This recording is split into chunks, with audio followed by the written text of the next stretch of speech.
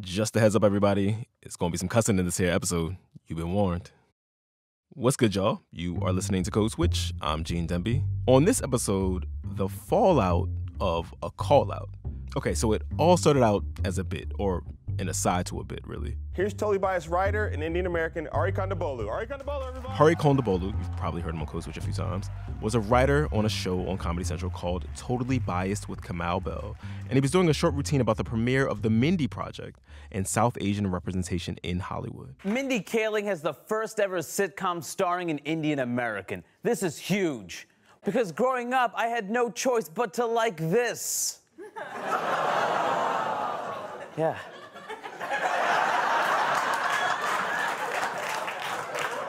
Apu, a cartoon character voiced by Hank Azaria, a white guy.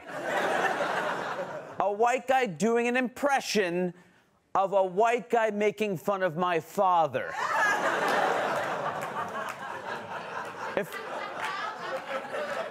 If I saw Hank Azaria do that voice at a party, I would kick the shit out of him.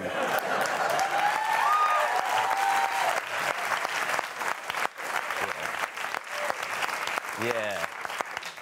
Or I'd imagine kicking the shit out of him. Apu Nahasapima Petalan. If you've seen The Simpsons at any point over the more than 3 decades that show has been on the air, you know Apu. He runs the Quickie Mart convenience store in Springfield, the fictional town where all the Simpsons characters live. Yes, I am a citizen. Now which way to the welfare office? What?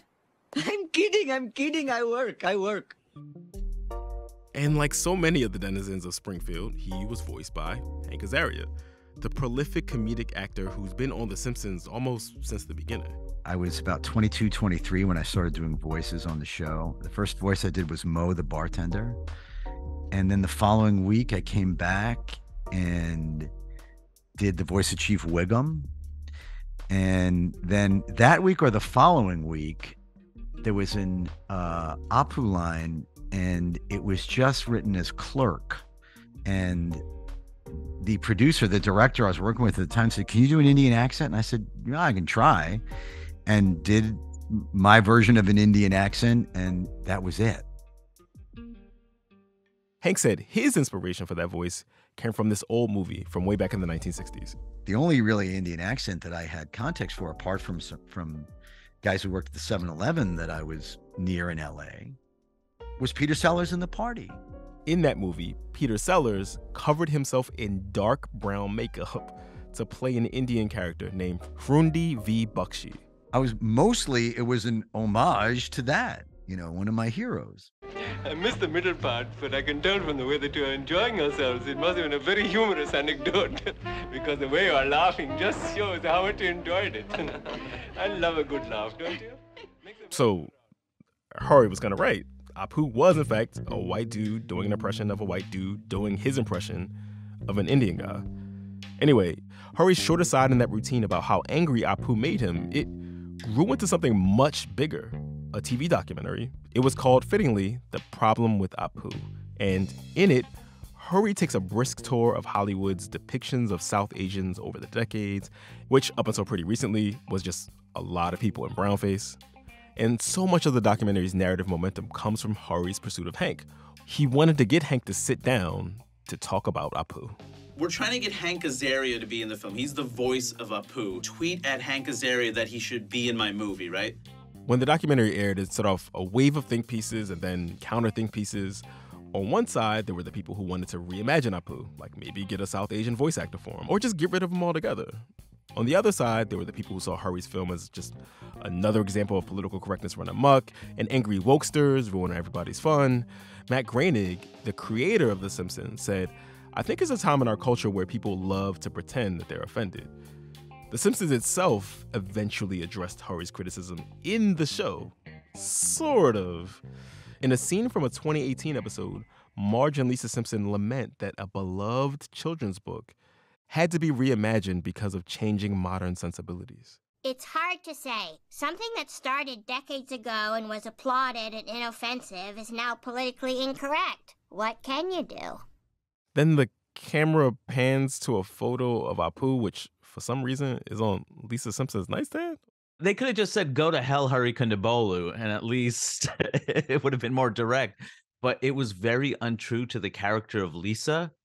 Lisa would have agreed with me. That's betraying the character. Then there were the material consequences of the documentary's release. So while Hank was getting trashed on social media, things started to get real scary for Hari.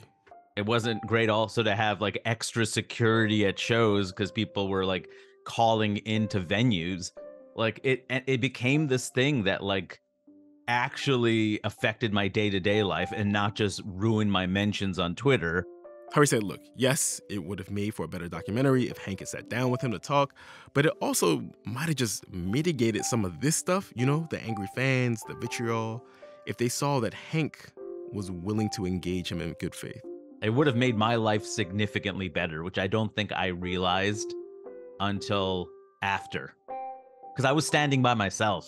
When you're the one who makes the documentary and when people don't actually watch the thing, it's just me. So here we are.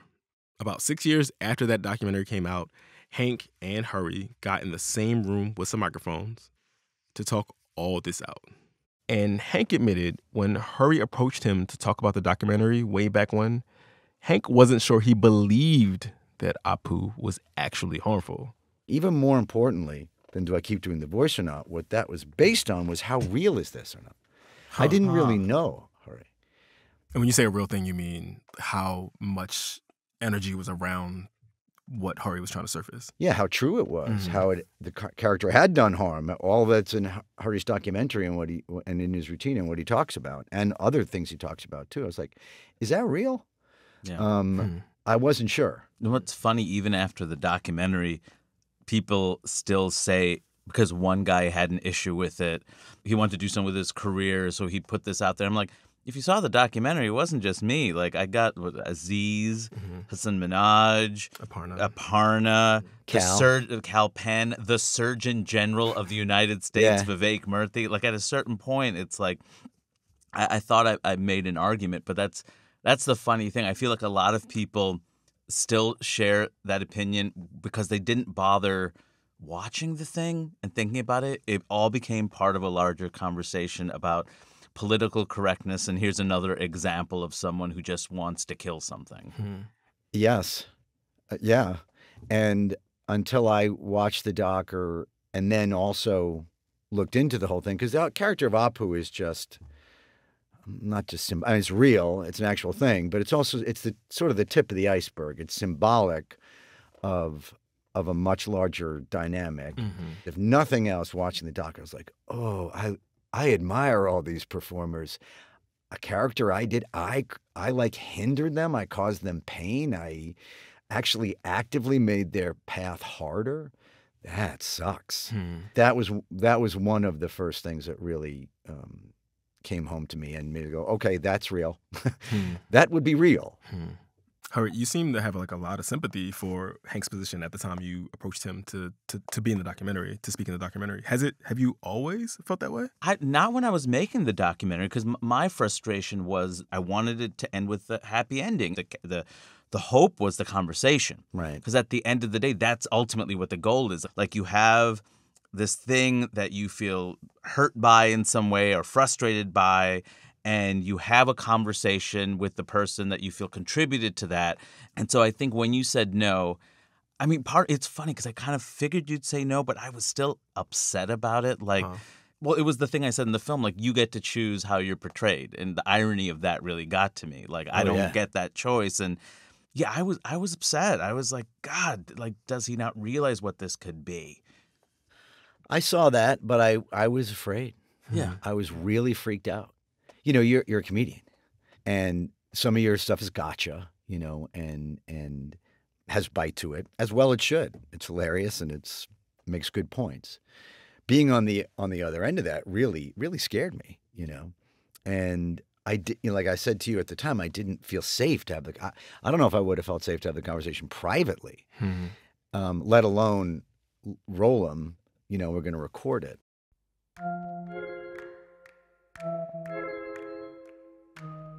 When we come back, how has living in the wake of this controversy over the past 7 years change their lives. You get so frustrated as an artist and as a person. Like, the documentary is about how I hate being associated with this stereotype, and now I'm forever associated with it. Stay with us, y'all.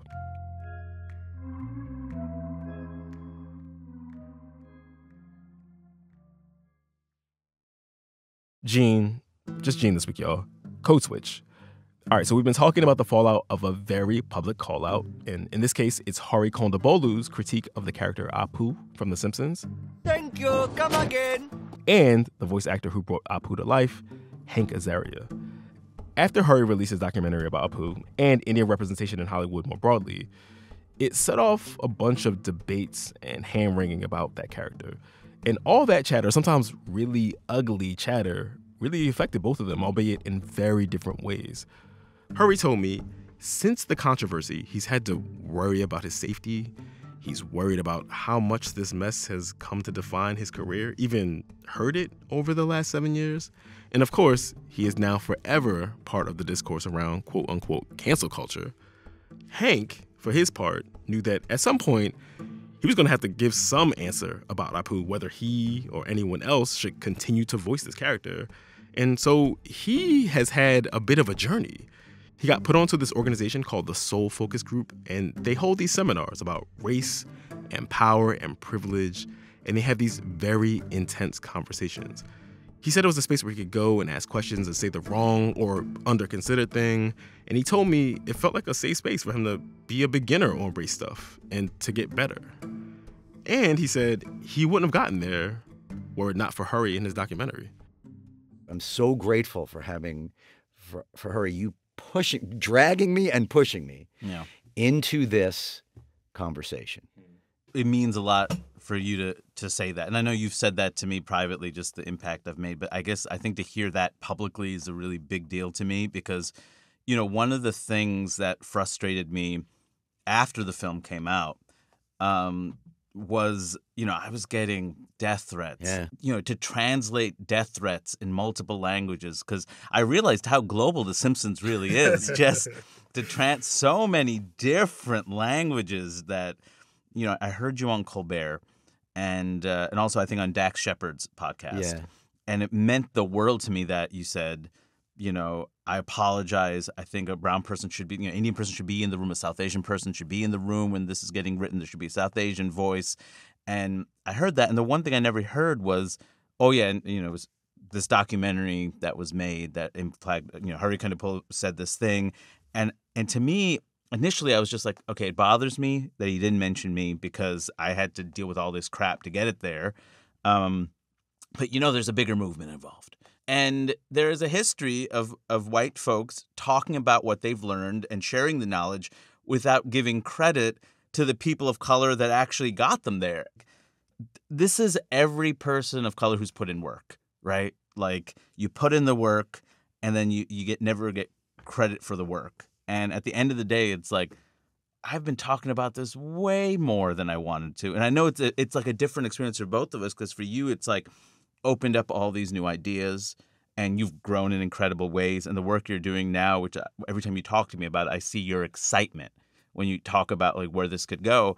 To me, it's like, you know, this was old hat to me when I made the documentary. Sure. So it's like the double whammy of being stuck here without also getting props. And that always, and so for you to say it now does mean a lot. Well, I apologize for not saying it earlier. It put me in a dilemma because it's still embarrassing to me, and you know, to like point at the doc. I'm like, I say, so we'll look at it like, now listen, I'm the white whale in it, if you'll pardon the I'm kind of the Roger of the Roger and me of it. Yeah. It's a little embarrassing. I'm not quite that bad, really, but the point is, it makes a lot of good points, and so it's still so personally embarrassing to me.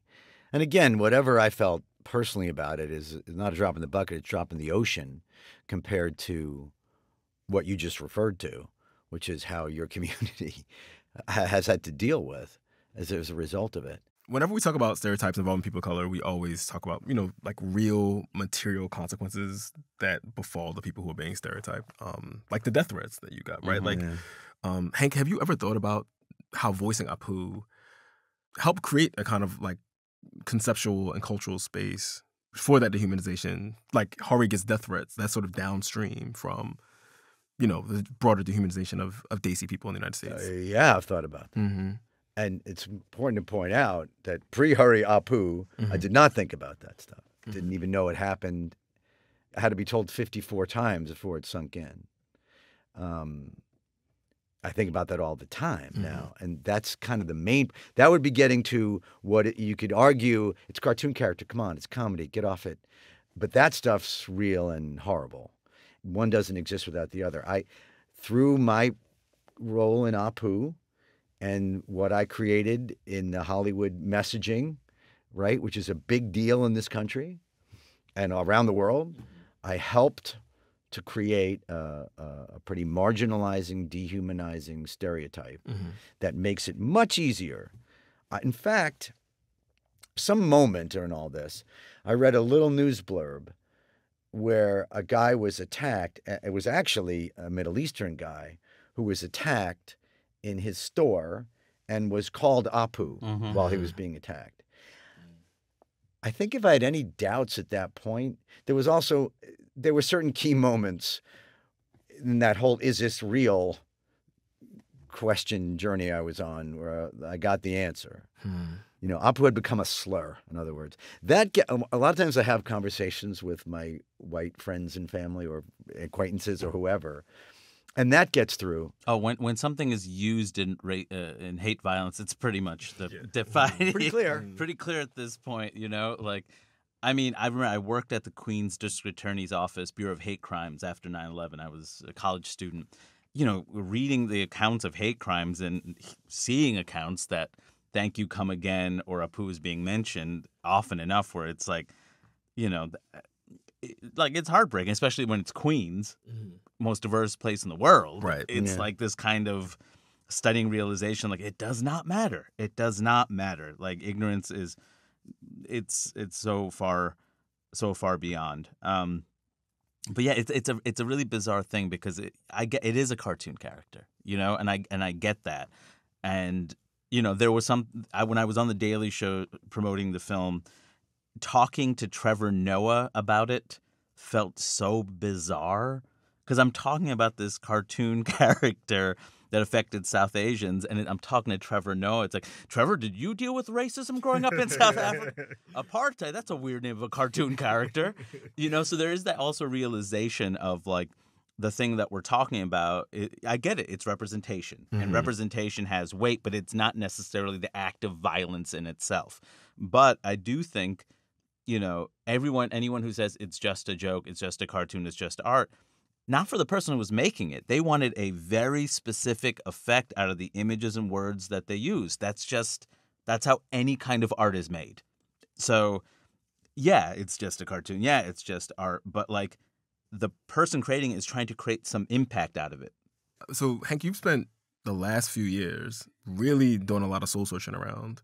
And you found community, was so focused, and you've really been kind of in it and doing a lot of inner work. And Hari, I'm just curious, like, because y'all haven't been on sort of parallel paths after this documentary's come out. Who have you talked to about this? Like, how have you been processing this? Do you have a therapist? Do you I have a therapist, but we are so far away from the cartoon. There are so many other things to talk about first. Cartoon's not even in the top 100. I'll be honest with you. You know, I think I've spoken a lot to my friends, and especially when I get really down about it, to be honest. I sometimes have thought to myself, I regret ever doing this. Like, it gets to a point where I'm like, I'm sick of this. And, you know, you get so frustrated as an artist and as a person. Like, the documentaries about how I hate being associated with this stereotype, and now I'm forever associated with it. Like, there's a lot of like irony and frustration in that. But then all of a sudden you speak in a college classroom, or you find out that your work, as particularly the documentary, is being used when teaching media representation, or when I meet South Asian parents who talk about how much this means to them because they have children, and now I have a kid, so it also feels different also to be like, my kid's not going to deal with a lot of this stuff. Times have changed, and I know I've contributed positively to that. And the knowledge, and this is the thing I always keep closest to me, is at the end of the day, I'm right. Like that, like if that wavers, then I'm in trouble. So now when I look at, this film, I still have some frustration. I still get like annoyed that we got to talk about it. But at the same time, in the broad scheme of things, I think I did right. And I think I did right by my community, even if they're not all in agreement, by the way. It's not a universal. Definitely, I have a killjoy reputation amongst factions of my community as well. Listen, it made a difference, Hari. It certainly to me personally. But I can tell you at The Simpsons it did. In Hollywood, certainly everything I'm in touch with, in contact with, where I work. I'm assuming they all still hate me at the home office, though, right? I haven't asked in a while. I haven't. How do you think about that? The fact, not to be flip, but like somebody had to sort of eat shit, right, for you to go through this journey. How are we supposed to do this kind of thing at scale, to shake people awake without it being so costly to the person who was doing the shaking, right? It's a good point. Like, yeah, so again, I get called names. Hari got death threats, right? This was an episode for me that I suppose if I mishandled could have gotten a lot worse, but essentially it ultimately was a very challenging inconvenience for a long time. And for Hari, it could completely define his career, Which, by the way, I don't think I realized when I made the thing, because I honestly, if I had realized some of this stuff, part of me as someone who also is in a career in show business, I don't know if I would have done some of it. Huh. And it's embarrassing to say that, but it's honest. Like when I think about how many rooms was I not invited to have a meeting because I made the thing that annoyed people, or how do my fellow comics view me when I'm not there, or do they see less of me? And part of me is would I have still done it if I knew? This is fascinating dynamic, and I'm sure you both have noticed, is in some ways Hank had to figure this stuff out. So that people would pay attention, right? Like even in the way you made the documentary, and Hank, obviously you said you weren't in a place to have that conversation at the time, but had you been in a place to have that conversation at the time, a lot of people would have heard you saying stuff you're saying today and received that documentary completely different because it was coming from you as a white guy. But I didn't know this stuff then. But had you known, right? It would have been good. The documentary would have been received completely different, because lots of people who listen to you were not necessarily going to listen to Hari. How does that feel to each of you? I mean, it's frustrating. Like my buddy Sam, he's my best friend, white dude, and on the record, my best friend's a white dude. Some of your best friends are white? Some of my best friends. But he's a white, and and for the longest time, I remember in college or even when we lived together in Seattle, I would be trying to make a point about race or something, and you could see the defensiveness, and it felt like Sam would basically say the same thing, slightly different, and all of a sudden I was like, oh, okay. And I'm like, really? Yeah, and it was like, and we'd laugh about it, but it was also kind of annoying. That's one thing, at least being on stage, the laughter gets people to think because it's funny, so it must be something, But without that, it's like, you got to trust me that what I'm saying is coming from a genuine place. I'm not trying to harm you. I'm not trying to make you uncomfortable for the sake of being uncomfortable. I'm just sharing a reality with you. It's almost treated like, everything is strategic. You're trying to put this out there because you're like, I don't have anything to gain other than being less uncomfortable in the world. And the same is true for anybody. Nobody wants to deal with the discomfort of race, right? White people feel it's uncomfortable. It's the thing that's always there. And the same could be true for a lot of other things. With gender and everything else. We're three men talking in this room, so I'm sure we have a ton of blind spots in the conversation we had. And that's why I think part of me also is be humble. You might know some things about this topic, but there's a whole bunch of blind spots with everything else that I'm still trying to figure out. So you two are talking here, and so there's a kind of resolution. You respect each other. This is your first public sit down, but you've sat down a few times. But there's this discourse around Apu that exists outside of y'all now, right? That has been loosed into the world. I'm curious as to how you think about your responsibility to that conversation? Because y'all can't rein it in, you know what I mean? To a large extent at this point, it is not your discourse anymore. You know, I was willing to do this, obviously, because of Hank and you and what this podcast means and represents and how you talk about what you talk about. But I'm like totally sick of talking about it. The story that's more interesting is the after. Hank, like, you know, his journey to here, you know, what is the difference between a person of color calling something out versus a white person calling something out? Like, that to me is interesting. You know, it's this discussion of white fragility, of the internet, of communication, of conversation. That the rest of the stuff to me is like, I'm so done with it. I don't know what else there is to say about the thing, you know? Yeah, but what about Groundskeeper Willie? Like, I don't want to answer that anymore. I don't want to answer it anymore. Like, it's not, you know, I'm done. Like, you can refer them to me, Hari. I would gladly. I'm not even kidding. Because I do owe it. It's my amends. I need to keep having the conversation. I owe it. Yeah. It's part of my amends. So leave Hari alone. Talk to me. I appreciate that very much. I want to thank you both. Hari Kondabolu, Hank Azaria, thank you for having the Apu Summit on Code Switch. I'm glad we finally did it. I'm glad we did it here. Grateful. I appreciate the opportunity to unpack this in public. Bit overdue. Better late than never.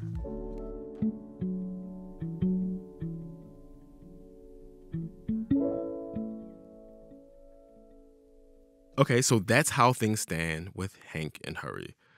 But all right, what about Apu, the fictional dude at the center of all this controversy?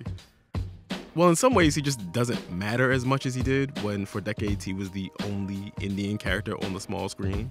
Just in the time since the documentary aired, there are a lot more South Asian stars on TV and in movies, which means no one depiction has to carry all that weight. As for The Simpsons itself, the show hasn't exactly figured out what to do with Apu. Hank stopped doing his voice. But if you watch the show, you might still occasionally see Apu in Springfield posted up in the background with the rest of the people in town. A reminder of what used to slide in Hollywood, but now voiceless. Apu hasn't uttered a word on The Simpsons in 6 years.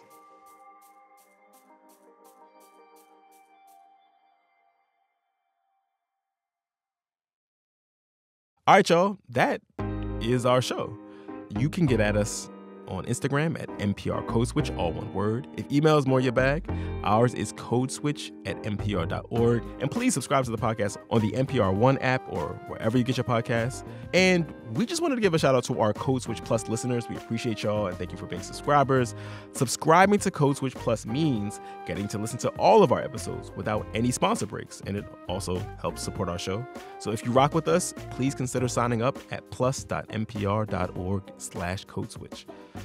This episode was produced by Kumari Devarajan and our intern, Olivia Chilcote, with help from Deba Motasham and James Sneed.